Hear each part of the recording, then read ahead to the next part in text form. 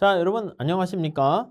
기출변형 800제로 끝내는 공기업 경제학, 거시경제고요. 우리 제7편 학파별 논쟁과 경기변동 이렇게 살펴보도록 하겠습니다.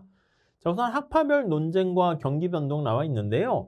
학파별 논쟁, 안정화 정책과 관련된 얘기 이런 것들은요. 문제를 조금 더 나중에 보겠고요. 먼저 어떤 걸 볼 거냐면 경기 종합지수 이렇게 나와 있는데 이것도 자주 출제되지는 않습니다. 그래서 살짝 기본적인 내용이 들어가는 것들만 거기 넣어놨는데 한번 간단히 살펴보고요. 경기 변동과 관련된 얘기는요. 우리가 기존에 거시경제학과 관련한 뭐 고전학파, 개인지학파 이런 것들이 전부 다 경기 변동과 관련된 이슈다라고 생각하시면 되겠습니다.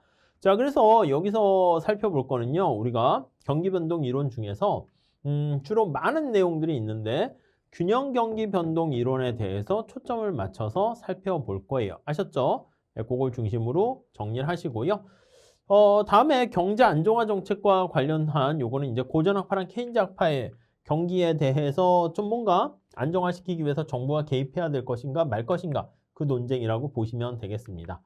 먼저 경기 종합지수다라고 하면 경기라는 게 뭐예요?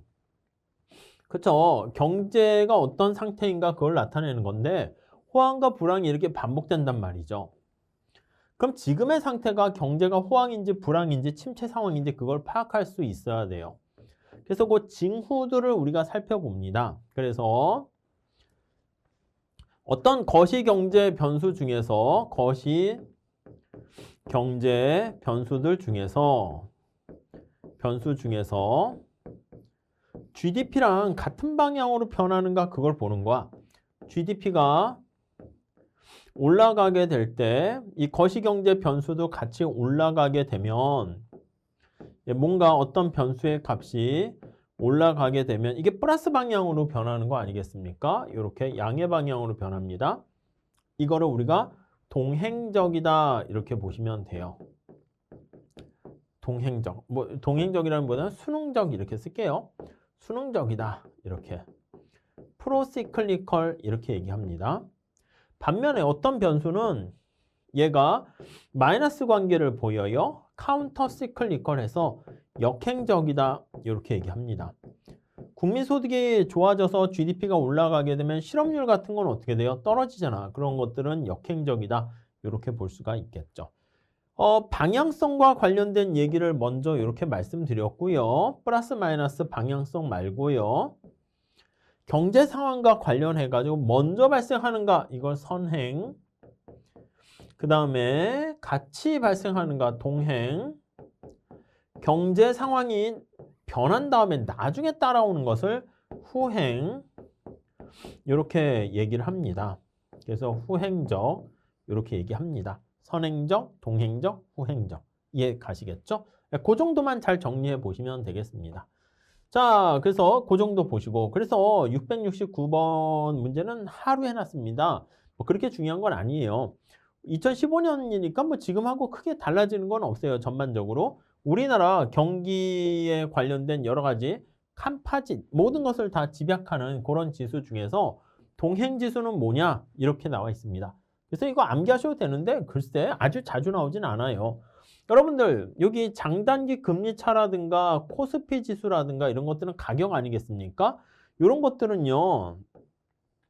약간 느낌이 선행적이다 이렇게 되는 거 알 수가 있겠죠. 그리고 뭐 생산품 재고와 관련된 재고가 얼마 남았는가 구인구직 비율 이런 것들은요. 경제가 좋아지면 사람을 많이 뽑고 생산을 많이 할 거 아닙니까? 약간 그런 느낌이고 광공업 생산지수 이런 거 생산과 관련된 게 동행지수다 이렇게만 살짝 봐주시죠. 아셨죠? 아예 빼긴 뭐해서 살짝 한 문제 넣어놨고요. 다음에 경기변동 이론 한번 볼게요. 여러분 경기변동이라는 것은 사실 어떻게 보면 경제 상황이 균형으로 맞춰가는 과정 속에서 균형 상태에서 이탈된 걸로 보는 게 우선 전에는 기본적이었어요. 그래서 불균형의 상태다 이렇게 보는 거 그게 이제 경기변동에 대한 시각이었습니다. 아니다. 근데 균형 상태가 변하는 거다. 이게 바로 그렇죠. 뭐다? 그렇죠. 이게 바로 균형 경기 변동 이론 이렇게 얘기하는 거예요. 균형 경기 변동 이론. 네, 이렇게 되고요. 그 다음 그게 아니라 불균형 상태가 변화하는 것이다. 그러면 이거는 불균형 경기 변동 이론. 이렇게 됩니다. 경기 변동 이론. 네, 이렇게 보시면 될 것 같습니다. 네, 이해 가시겠죠? 자, 그런데 불균형 경기 변동 이론은 누구 주장이다? 케인즈 학파의 주장에 가깝고요. 요거는 이제 고전 학파 주장에 가깝다. 이렇게 생각을 하시면 되겠습니다. 자, 그래서 불균형 경기 변동, 불균형이다 이렇게 생각하니까 이제 정부가 적극적으로 개입해야 된다. 라는 얘기를 하게 되고요. 이 고전 학파는 지금 균형 상태가 변화하는 거로 보는 거야. 지금 어떤 균형 상태에서 또 다른 균형 상태로 가게 되는 거예요. 균형 상태가 어떤 이전의 균형 상태에서 또 다른 균형 상태로 변하는 거야. 또 다른 균형 상태로 변화하는 게 바로 균형 경기 변동 이론이다. 이렇게 보시면 되겠습니다. 이해 가시겠죠? 자, 그러니까 이건 나쁜 거예요, 좋은 거예요? 뭐 그닥 나쁜 건 아닙니다. 그래서 부정적으로 보진 않아요. 경기 변동을 부정적으로 인식하는 게 아니고 또 금방 보이지 않는 손에 의해서 회복이 되기 때문에 정부는 저기 위에 나와 있는 것처럼 개입이 필요하다라는 게 케인즈 학파의 주장인데 정부의 개입은 불필요하다. 네, 이렇게 보시면 되겠습니다. 불필요. 네, 이렇게 보시죠. 네, 이해하시겠죠? 그렇게 정리하시고요. 자, 그 다음 우리가 또 체크하셔야 될 게 뭐가 있습니까? 라고 하면요. 이 균형 경기 변동 이론에서는요. 두 가지 이론이 있습니다. 한 가지 이론은 뭐가 있습니까? 라고 하면요. 우리가 화폐적 균형 경기 변동 이론인 MBC 이게 있고요. 두 번째는요. 실물적 경기 변동 이론이라 할 수 있는 RBC 이렇게 있어요. MBC라는 것은요. 어떤 예상치 못한 이게 세고전학파 주장 아니겠습니까? 세고전학파에 세자가 들어가 있으니까 당연히 이거는 균형 경기 변동 이론이 되는 것인데 사람들이 다 미리 이용 가능한 모든 정보를 사용해 가지고요. 합리적 기대를 합니다. 합리적 기대를 했음에도 기대를 하나 예상치 못한 통화량의 변화가 생기는 거야. 예상치 못한 통화량의 변화가 발생해서요. 통화량에 어떤 충격이 발생하는 거야. 그래서 경기 변동을 야기하는 거. 루카스 공급 곡선 생각하시면 돼요. 그게 바로 MBC 이렇게 보시면 되겠고 RBC 이거는 바로 뭐냐라고 하면은 MBC의 단점은 뭡니까? 라고 하면요. 화폐적 균형 경기 변동 이론은 이게 예상치 못한 화폐적 충격이 발생한다라는 게 좀 마음에 안 들어요. 그래서 화폐의 중립성이 성립하지 않죠. 고전학파 계통 아니겠습니까? 근데 화폐 중립성을 약간 위배한다라는 단점이 있고요. 또 하나의 단점은요. 우리가 그 경기 변동이 발생하게 되면 얼마 전까지는 경제가 좋았다가 나빴다 이게 금방금방 변하는 게 아니라 날씨가 아닙니다. 기후야. 그래서 경기 변동에 대한 지속성을 설명하지 못해요. 설명 못해. 이러한 한계가 있게 돼요. 자, 근데 여기 나와 있는 화폐 중립성을 위배하는 거랑 지속성을 설명하지 못하는 것을요. 여기 나와 있는 RBC 실물적 균형 경기 변동 이론에서는 그거를 해결할 수 있게 되었다라고 보시면 될 것 같습니다. 네, 이해 가시겠죠? 자, 그래서 요거와 관련해서는요. 어떤 실물 부분의 충격이 바로 경기 변동에 영향을 미친다. 이렇게 보시면 되겠습니다. 그 정도 정리하시면 되겠습니다. 자, 그래서 우리가 실물적 균형 경기 변동 이론 이렇게 나와 있어요. 앞에 균형이라는 말까지도 체크하시죠. 옳지 않은 것은 이렇게 돼 있습니다. 자, 1번서부터 한번 쭉 보세요. 지문이 좀 길어요. 자, 우선 4번부터 볼게요. 실물적 경기 변동 이론은 1920년대 대공황기에 산출이 줄어들면서 경기 침체죠. 물가가 하락한 현상과 70년대 에너지 위기 때 이게 오일 쇼크가 발생한 겁니다. 이때 스태그플레이션입니다. 자, 산출이 줄어들면서 물가가 상승한 현상을 모두 설득력 있게 설명을 한다. 이렇게 나와 있어요. 여러분, 여기 나와 있는 실물 부분의 충격은요. 우리가 밑에 나와 있는 요거 AS와 관련된 충격은 잘 설명을 해요. AS와 관련된 충격 이렇게 보거든요. 자, 그런데 여기 20년대 말에 1928년 요때 대공황과 관련된 것은요. 산출량이 줄어들면서 물가도 하락했어. 이거는 바로 뭐야? 총수요가 감소한 거죠. 그래서 AD의 충격을 나타내는 겁니다. 자, 다시요. 우리가 실물적 균형 경기 변동 이론 이거 나타내는 거는요. 바로 고전학파와 관련된 거라서 경기 변동이 여기 나와 있는 것처럼 AS 측면에서의 충격이 강하다 이렇게 얘기하는 것이기 때문에 AD의 충격을 강조하는 것은 이게 고전학파의 케인작파. 케인작파가 된다니까. 케인작파의 주장이 되는 거예요. 근데 얘는 누구 주장이야? 균형 경기 변동 이론이니까 기본적으로 고전학파 주장이라서 여기 나와 있는 이 뒷부분을 잘 설명하는 거는 요거 1900 대공황을 설명하는 건 이제 케인즈 이론이 좀 더 설득력 있다 이렇게 보시면 되는 것이죠. 여기서 요거 먼저 유래한 거 잘 보시고 여기 있는 것처럼 고전학파 이론에 좀 더 가깝다라는 거 생각하시면 될 것 같습니다. 자, 여기 보시면 RBC라는 것은 프리드만 루카스의 화폐적 경기 변동 이론. 자, 머니터리 비즈니스 사이클 이래서 이게 MBC 이렇게 보시면 되겠습니다. MBC 이론과 함께 새 고전학파의 경기 변동 이론으로 분류된다. 오케이. 이렇게 정리를 하시면 되겠고요. 그 다음에 2번 볼게요. RBC 이론은 일회적인 실물 충격에 의해서 균형 수준 자체가 맞아요. 균형 수준 자체가 내생적으로 변화하는 거야. 자, 그래서 우리가 지금 이 균형 경기 변동 이론은 뭐야? 여기 다시 얘기하면 우리가 계속 얘기하는 균형 상태가 자체가 또 다른 균형 상태로 바뀐다고 했죠. 또 다른 균형 상태로 변화하는 것입니다. 변화로 이행을 하게 되는 것입니다. 네, 이해 가시겠죠? 그래서 어떤 균형 상태에서 또 다른 균형 상태로 가게 되는 거 이게 바로 실물적 경기 변동 이론 이렇게 균형 경기 변동 이론. 근데 그 충격이 주는 게 실물적인 충격이다 해가지고 실물적 경기 변동 이론 이렇게 얘기하는 것입니다. 자, 그래서 중요한 것을 설명합니다. 뭘 설명한다? 지속성을 설명합니다. 이게 지속성이라는 게 한번 경기 침체가 딱 발생하게 되면 그게 지속적으로 얼마 동안 계속 진행되는 거야. 이걸 이제 두 가지로 설명합니다. time to build라는 걸 가지고 설명을 하죠. 우선 이것을 건설기간이라는 말을 가지고 번역을 했어요. 어떤 건설기간이 일정한 기간 동안 지속성을 일으키는 거야. 우리가 이제 어떤 대규모 무슨 토목 사업이라든가 그런 걸 하게 되면 막 사람을 뽑고 뭐 다목적댐을 건설하고 고속도로를 만들고 이 과정에서 어떤 지속성을 가지게 되는 것을 우리가 확인할 수 있게 되는 것이죠.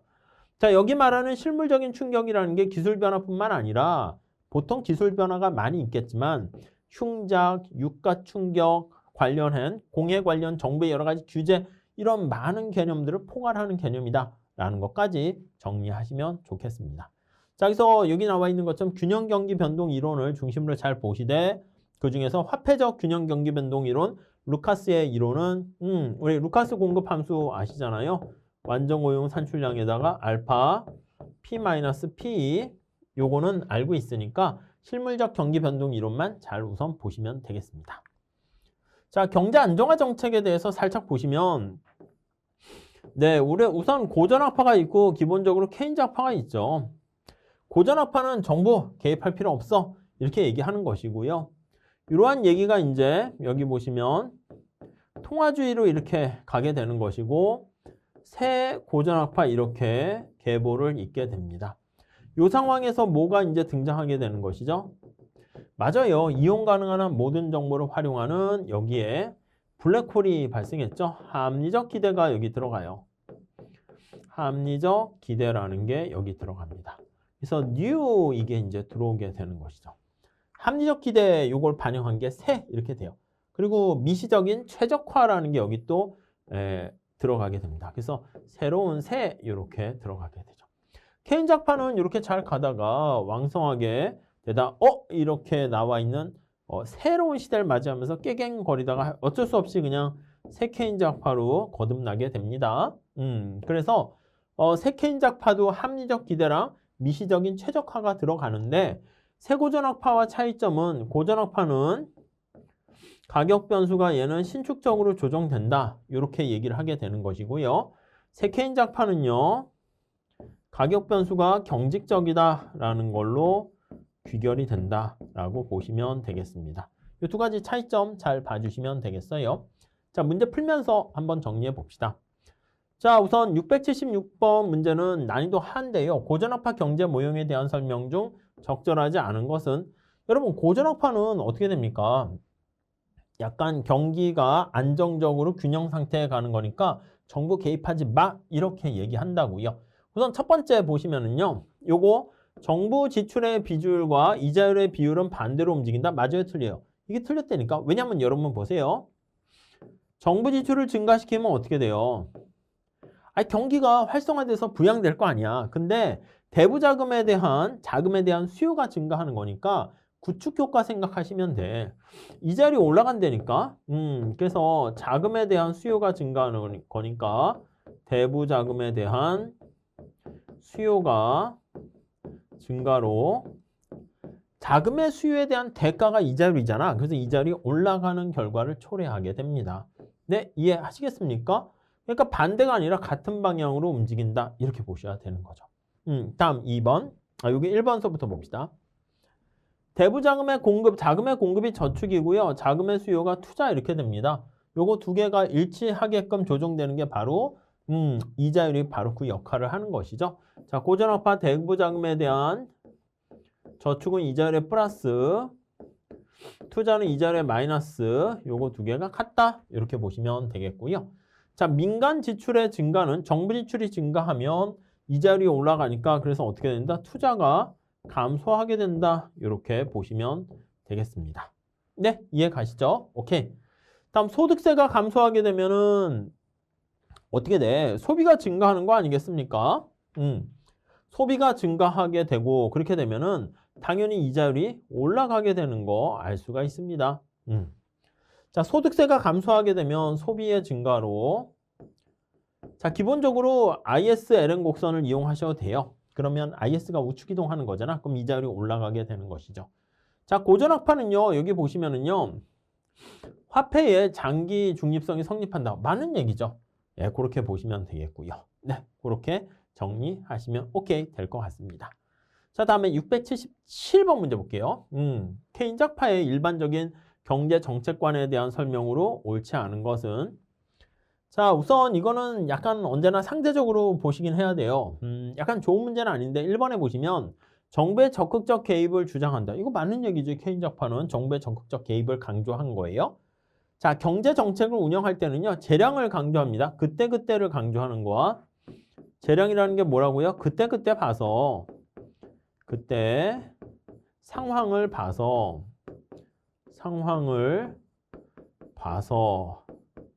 네, 이렇게 얘기를 하는 것이죠. 자, 재정정책의 상대적인 유효성을 주장한다. 맞는 얘기죠. 통화정책 같은 거보다는 재정정책, 유동성 함정을 생각해서 그런 거예요. 유동성 함정하에서는 예, 통화정책이 별로 효과가 없다. 이렇게 보는 거죠. 함정하에서 통화정책은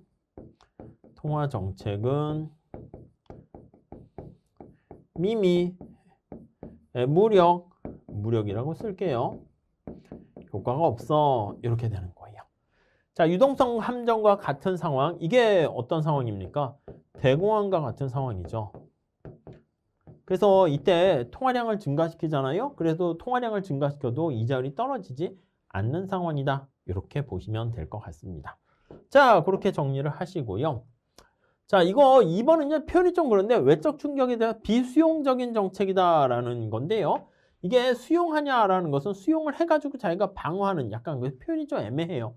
약간 기출문제인데 좀 변형했는데 뭐 그런 거니까 이거 왜 그냥 넣어놨습니까 하면은요. 옳지 않은 것은 할 때 다른 것들이 다 맞으니까 요 비수용적, 수용적이라는 표현이 좀 애매할 수 있지만 그래서 요게 틀렸다 이렇게 보시는 센스를 연습하기 위해서 일부러 넣어놨습니다. 아셨죠? 아무튼 외부적인 충격에 대해서 뭔가 대응을 해야 되는 거야.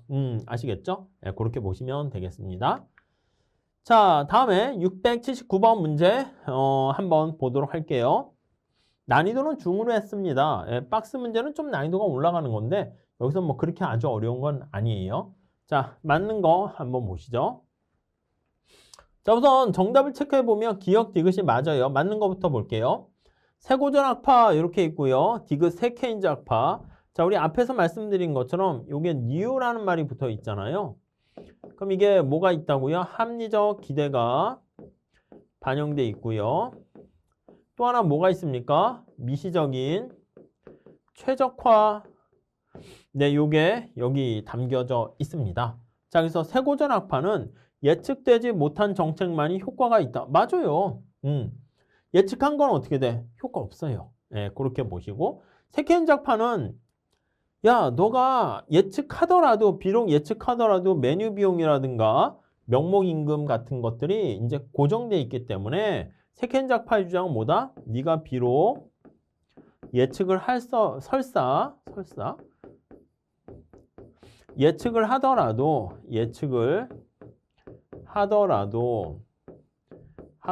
어쩔 수가 없어. 예, 눈 뜨고 코 베이는 형국이라고 보시면 되겠습니다. 네가 예측했지만 어쩔 수 없어. 가격이라든가 메뉴 비용이라든가 이게 잘 조정해야 되는데 이런 것들이 제대로 조정이 안 되기 때문에 정부의 정책은 효과 있어. 이렇게 가게 된다고요.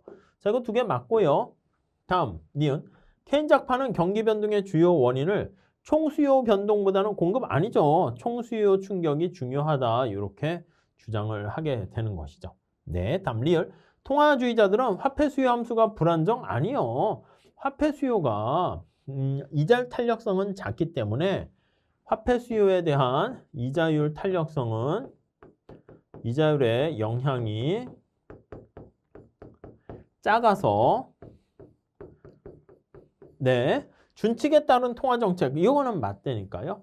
네, 이해되시겠죠? 요거 각각의 앞에서 봤던 내용을 정리하는 거니까 좀 잘 복습 정리해 주시면 좋겠습니다. 다음에 685번 보시면 효율임금 이론에 대한 설명으로 옳지 않은 것은 이렇게 있어요. 효율임금 이론이라는 건 바로 뭐냐면 임금이 효율성을 높이는 임금이라는 거야. 생산성을 높이는 그런 임금을 얘기합니다. 그래서 생산성을 높이는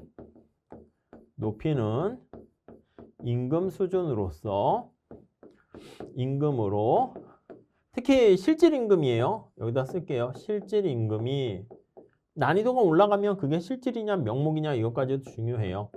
임금이 경직적이다라는 것을 이것을 우리가 설명하는 고 케인지 악파의 주장입니다. 새 케인지 악파의 주장 이렇게 보시면 되겠어요. 자, 이거는요 우리가 임금이 경직적이다라는 것입니다. 기업이 임금을 낮출 경우에는 생산성이 낮은 노동자보다 높은 노동자가 기업에 남다? 아니요. 생산성이 높은 노동자는 떠나버리는 거야. 여러분 생각해봐. 그러니까 경기가 침체되더라도 어떻게 돼? 그러면 똑똑한 사람들이 떠나버리는 그런 상황이 임금이 낮으면 똑똑한 애들이 열심히 일하는 애들이 이렇게 떠나버리게 되는 거니까 어떻게 해야 됩니까? 맞아요. 임금을 높이 주면은 얘가 생산성이 높아진다라는 것을 알 수가 있어요. 요게 이제 바로 효율임금 가설이에요. 예전에는 이거 생산성이 높아야 임금을 올려준다 하는 건데 여기서는 지금 반대가 되는 거죠. 이해하시겠죠? 그렇게 정리하시면 되겠어요. 자, 그래서 높은 임금을 지급하게 되면 생산성이 높아진다라는 거 이게 바로 효율임금 제도 나타내는 것이고요. 임금을 높이 주면 여러분 생각해봐. 삼성이나 이런 데서 임금이 딴 데보다 높이 주잖아? 그럼 이직률을 어떻게 낮출 수 있는 거죠. 아니 사람들이 자꾸 떠나가게 되면 새로운 직원을 뽑아야 되잖아요. 새로운 직원을 뽑는데 그것도 이직하게 되면 신규 직원을 채용하는데도 비용이 발생해요. 그래서 이직률을 낮추게 되면 채용 비용을 절감해서 절감해서 이러한 임금을 높이 주는 게 야, 비용이 증가하니까 손해 아니야? 아니라니까. 채용 비용을 절감해서 기업의 이윤 극대화에 부합하는 거야. 이윤 극대화에 부합한다. 이렇게 보시면 될 것 같습니다. 네, 아시겠죠? 자, 높은 임금은 그래서 노동자들의 도덕적 해이의 가능성을 낮출 수 있다. 이렇게 보시면 될 것 같고요. 다음에 4번 효율 임금은 맞아요. 시장의 균형 임금보다 높은 수준에서 결정된다. 오케이. 그렇게 보시면 될 것 같습니다. 아셨죠? 자, 이렇게 정리해가지고요. 우리가 경기 변동과 관련된 지수 살펴봤고요. 그 다음 이제 두 번째로 본 게 경기 변동 이론에 대해서 봤습니다. 앞에서 우리가 ISLM이라든가 ADAS 이런 것들은 전부 다 사실 어떻게 보면은 경기 변동과 관련된 이론이 돼요. 그렇기 때문에 여기서 넘어갔고요. 더 나가서 필립스 곡선 이것도 바로 경기 변동 이론에 해당하는 겁니다. 그래서 여기서는요, 약간 불균형 경기 변동 이론과 관련된 케인작파 얘기는 많이 봤기 때문에 균형 경기 변동 이론에 초점을 맞췄고요. 특히 거기 보시면 MBC라는 화폐적 균형 경기 변동 이론은 루카스 공급 곡선에 잘 반영돼 있기 때문에 실물적 균형 경기 변동 이론이라고 하는 RBC 그거를 우리가 살펴봤습니다. 아셨죠? 그 정도를 중심으로 잘 체크하시면 될 것 같고요. 그 다음 학파별 이론에서도요. 고전학파, 케인작파 우리가 거시경제 공부할 때 굉장히 많이 공부를 했어요. 통화주의, 더 나가서 세고전학파, 세케인작파 이렇게 있잖아요. 거기까지 우리가 준비를 잘했기 때문에 여러분들이 그냥 그대로 잘 보시면 될 것 같고요. 여기서는 그래서 약간 세케인작파의 임금이 경직돼 있다. 특히 실질 임금이 경직돼 있다라는 효율임금 가설에 대해서 말씀드렸습니다. 이게 저 앞에 나와 있는 무슨 미시경제에서 비대칭 정보 하에서 역선택과 도덕적 해이랑도 연결이 되니까 한번 정보경제까지 연결시킬 수 있습니다. 잘 정리해 주셨으면 좋겠습니다. 자, 이렇게 잘 정리해 주시고요. 우리 다음 시간에 이어서 계속 또 같이 공부해 보는 시간을 갖도록 하겠습니다. 자, 여기서 마칠게요. 감사합니다.